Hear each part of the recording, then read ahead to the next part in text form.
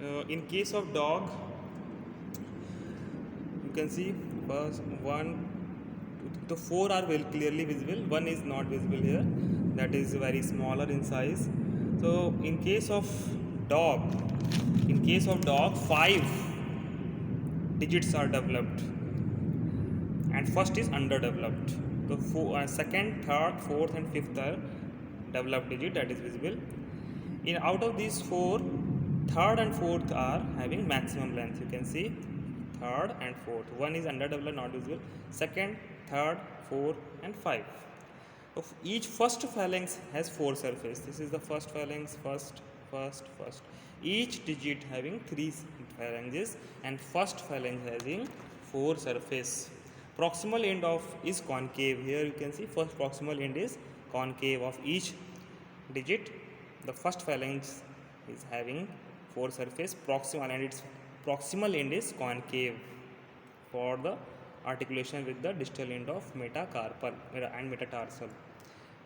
Then in this distal end, first phalanx distal end is condyloid.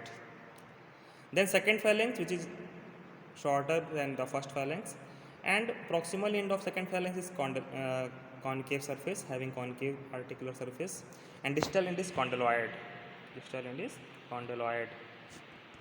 Then third phalanx. So third phalanx in case of dog, you can see it is in the form of a claw-like structure. So this, you can see claw-like structure. It is having claw. Third phalanx is in the form of claw. And proximal end is articular. Bears a bony border. You can see this is the bony border around it. And distal end is pointed. Here, this is the distal end which is pointed. Then, what about the sesamoid bone in case of dog? So, total 14 sesamoid bones are present. In proximal row, 9 posterior for each developed digit, 2. So, means 4 into 2 means 8, and 1 for underdeveloped digit. So, total 9. 9 posterior and 5 anterior for each digit, 5 anterior. So, total proximal sesamoid are 14 in number, and distal sesamoids are cartilaginous in case of dog. So, this is all about the dog's digit.